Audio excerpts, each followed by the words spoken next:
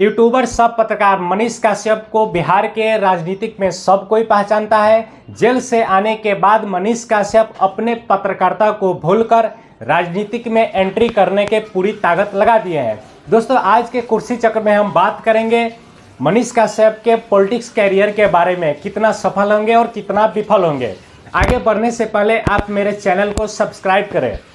मनीष कश्यप पर एनएसए लागू हो जाने के बाद मनीष कश्यप का एक वीडियो आता है जिसमें बताते हैं कि यदि हम जेल गए तो जेल से वापस आने के बाद 180 दिन के अंदर में बिहार की सरकार को गिरा देंगे। तो सवाल उठता है, क्या उस समय मनीष कश्यप किसी बड़े पार्टी का नेता थे? क्या उस समय मनीष कश्यप के पास कोई बड़ा पार्टी था? क्या उस समय विधानसभा में बैठे आधे से ज़्यादा विधायक मनीष कश्यप के सपोर्ट में थे? क्या इन तमाम कुछ सवालों का जवाब नहीं था। इससे साबित होता है कि मनीष कश्यप को ये पता ही नहीं था कि विधानसभा में सरकार किस तरह बनाया जाता है और किस तरह गिराया जाता है। विधानसभा में सरकार बनाने का प्रक्रिया वहाँ पे बैठे विधायक ही डिसाइड करते हैं कि किस पार्टी को सपोर्ट करना है और किस पार्टी को सरकार बनाना है, किस पार्टी का सरकार गिराना है। कहते हैं कि बिहार में सरकार गिर गया, इसका अर्थ ये नहीं कि सरकार गिराने में मनीष कश्यप का उसमें योगदान रहा है। ये तो नीतीश चाचा का देन है कि बिहार में हर बार सरकार बनती है, गिरती है, फिर से बनती है। मनीष कश्यप को जेल से आने के बाद में एक तरफ मनीष कश्यप आरजेडी नेता तेजस्वी यादव पर अपना गुस्सा निकालते हैं, तो दूसरी तरफ बीजेपी के बड़े बड़े नेताओं के साथ सेल्फी लेते हैं और बताते हैं कि चंपारण से कहीं भी टिकट मिले हम चुनाव लड़ लेंगे। लेकिन इस पर बीजेपी के कोई प्रतिक्रिया साफ नहीं होता है।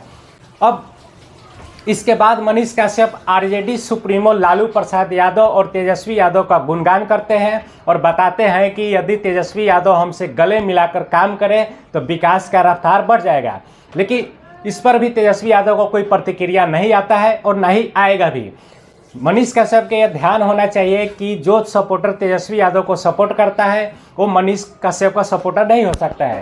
जो सपोर्टर मनीष कश्यप को सपोर्ट करता है वो तेजस्वी यादव का सपोर्टर नहीं हो सकता है। अब मनीष कश्यप का एक और वीडियो आता है जिसमें बताते हैं कि चुनाव लड़ने के लिए अपने समर्थकों से गुजारिश करते हैं कि 11-11 रुपये का चंदा दें और ये भी बताते हैं कि हम लिखित तौर पे देंगे कि चुनाव जीतने के बाद अपने संसदीय क्षेत्र के 1 लाख युवाओं को हम रोजगार देंगे। दोस्तों, समझने की बात यह है कि किसी भी क्षेत्र में नौकरी देना पार्टी डिसाइड करती है। यदि पार्टी राज्य स्तरीय हो तो पूरे राज्य में नौकरी देने की बात करती है, यदि पार्टी केंद्र स्तरीय हो तो पूरे देश में नौकरी देने का बात करता है। तो सवाल उठता है, क्या मनीष कश्यप ऐसा कौन सा नियम लाएंगे जो सिर्फ और सिर्फ उनके क्षेत्र के युवाओं को ही रोजगार दिया जाएगा? क्या ये भी हो सकता है कि एक सीट जीतने के बाद मनीष कश्यप सरकार चलाने की पूरी जिम्मेदारी अपने हाथों में ले लेंगे?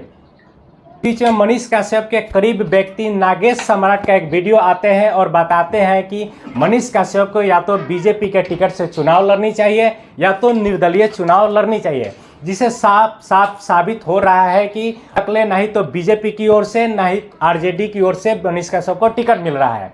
और नागेश सम्राट के वीडियो से ये भी मालूम चल रहा है कि यदि नागेश सम्राट इतना करीब व्यक्ति है तो सोशल मीडिया पे एडवाइस देने की क्या ज़रूरत है? वो तो पर्सनल रूम में भी मनीष कश्यप को एडवाइस दे सकते थे कि आप निर्दलीय चुनाव लड़ो, जिसे साबित हो रहा है कि नागेश सम्राट वीडियो के माध्यम से मनीष कश्यप के समर्थकों का समर्थन लेना चाह रहे हैं कि सच में मनीष कश्यप को निर्दलीय चुनाव लड़ना चाहिए। तो सवाल एक और बात साबित हो रहा है कि यदि मनीष कश्यप के सपोर्टर मिलियन सपोर्टर है, इसका अर्थ ये नहीं है कि वो सपोर्टर सिर्फ और सिर्फ मनीष कश्यप के संसदीय क्षेत्र का सपोर्टर है। इस पर नागेश सम्राट को भी विचार करना चाहिए कि इस तरह का पब्लिक ओपिनियन लेने से मनीष कश्यप को संसदीय क्षेत्र में क्या फ़ायदा हो सकता है।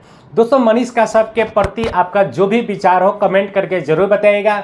ऐसे ही वीडियो देखने के लिए आप मेरे चैनल को सब्सक्राइब करें, वीडियो को लाइक करें और शेयर करें। जय हिंद दोस्तों।